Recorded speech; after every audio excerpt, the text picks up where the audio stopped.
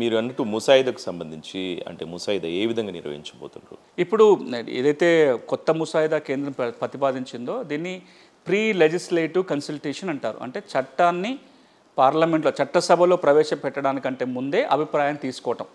ఈ మధ్యలో అసలు తెలుగు రాష్ట్రాలు అయితే పూర్తిగా అది ప్రీ లెజిస్లేటివ్ కన్సల్టేషన్ జరగట్ల. ఈ మధ్యలో అట్లాంటి ఒక మంచి ఉదాహరణ భూభారతి చట్టం. భూభారతి చట్టానికి ప్రీ లెజిస్లేటివ్ కన్సల్టేషన్ జరిగింది. ముసాయిదా తయారు చేయగానే ఆ ముసాయిదాని ప్రజలలో పెట్టి 21 రోజులు సమయం ఇచ్చి వాళ్ళ అభిప్రాయాలు తీసుకొని జిల్లా స్థాయిలో కన్సల్టేషన్ మీటింగ్లు పెట్టి అభిప్రాయాల ఆధారంగా ముసాయిదాలకు కావాల్సిన మార్పు చేర్పులు చేసి అప్పుడు అది చట్టసభకి వెళ్ళింది. ఇప్పుడు అట్లాంటి ప్రక్రియనే ఇది కూడా.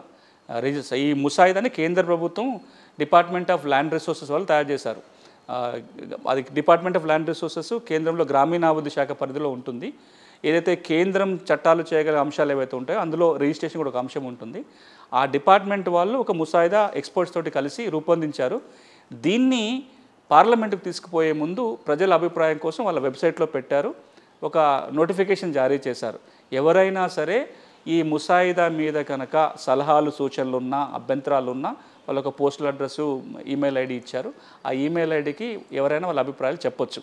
ఈ రోజున ఒక మంచి ప్రయత్నం ఏంటంటే బహుశా ఇది మన మొదటి కార్యక్రమం అనుకుంటాను. ఈ చట్టం మీద రాబోయే చట్టం మీద తెలుగు రాష్ట్రాలలో చర్చించుకునే ప్రయత్నం కాబట్టి మీ ద్వారా మన హెచ్ఎంటీవీ నెలతల్లి కార్యక్రమం ద్వారా అందరికీ విజ్ఞప్తి ఏంటంటే రైతులు కావచ్చు, సామాన్య ఇతర వ్యక్తులు కావచ్చు, లాయర్లు కావచ్చు, ఇతర ఈ రిజిస్ట్రేషన్ ఫీల్డ్లో ఉన్న ఎవరైనా కావచ్చు, లేదా ఏ వ్యక్తికైనా అభిప్రాయాలు ఉన్నట్లయితే మీరు ఒకసారి కేంద్ర ప్రభుత్వం రూరల్ డెవలప్మెంట్ డిపార్ట్మెంట్ వాళ్ళది, రూరల్ డెవలప్మెంట్ మంత్రిత్వ శాఖ వాళ్ళది department of land resources website ఉంది, DOLR.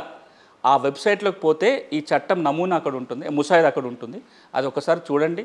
ఇప్పుడు ఈ కార్యక్రమంలో వెలుబుచ్చిన అభిప్రాయాలు కావచ్చు, మీకున్న ఆలోచనలు కావచ్చు, ఒకసారి కేంద్రానికి పంపే అవకాశం ఉంటుంది.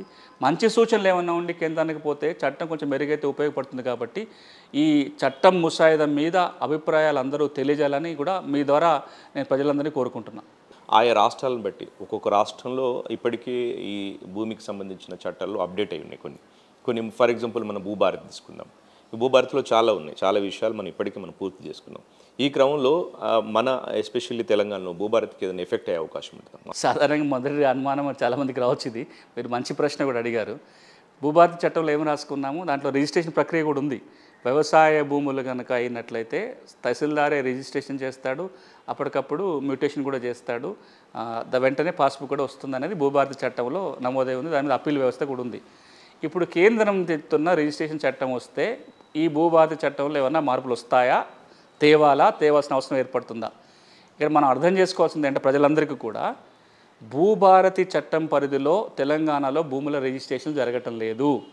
భూభారతి చట్టం కూడా ఏమంటుందంటే రిజిస్ట్రేషన్ చట్ట ప్రకారం ముందు తహసీల్దార్ రిజిస్ట్రేషన్ చేస్తాడు, తరువాత భూభారతి చట్ట ప్రకారం మ్యూటేషన్ జరుగుతుంది. కానీ ఈ రిజిస్ట్రేషను ఈ మ్యూటేషను ఒకే వ్యక్తి చేస్తున్నాడు.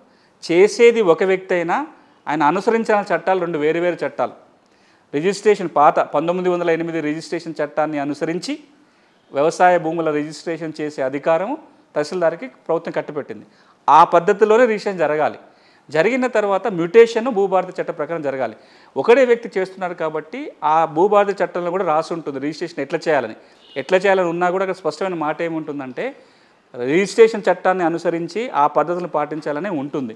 కాబట్టి రేపు పొద్దున కేంద్రం కొత్త చట్టం తీసుకొచ్చినా సరే దీంట్లో ఈ విధానంలో మార్చుకోవాల్సిన అవసరం రాకపోవచ్చు. కానీ కొత్త రిజిస్ట్రేషన్ చట్టం ఇంకో మాట ఏం చెప్తుందంటే రిజిస్ట్రేషన్ అధికారుల వ్యవస్థలో కూడా మార్పులు తేవాలి అంటుంది. అది మార్పులు తెచ్చినప్పుడు రెండవ మాట కూడా అంటుంది. కేంద్రం ఏమంటుందంటే రిజిస్ట్రేషన్ చేయటం అనేది చాలా కీలకమైన అంశము. ఒక దస్తావేజు కనుక రిజిస్ట్రేషన్ జరిగితే దానికి ఒక చట్టబద్ధమైన విలువ వస్తుంది. ఇంత కీలకమైన అంశం కాబట్టి ఈ శాఖ ప్రత్యేకంగా ఉండాలి అని అంటుంది. ఈ డిపార్ట్మెంట్ మళ్ళీ స్ట్రెంథెన్ చేయాలి. అది చేసినప్పుడు మరి తహసీల్దారే రిజిస్ట్రేషను అదేవిధంగా మ్యూటేషన్ చేయగలుగుతారా, లేదా ఈ భూభారతి చట్టంలో సవరణ చేసుకొని రిజిస్ట్రేషన్ చేసే అధికారాలు మళ్ళీ ఇంకెవరికైనా ఇవ్వాల్సి వస్తుందా అనేది ఆలోచించాల్సి వస్తుంది. అది కూడా చట్టమైనాక దీని మీద రాష్ట్ర ప్రభుత్వం నిర్ణయం చేసుకోవాల్సి వస్తుంది.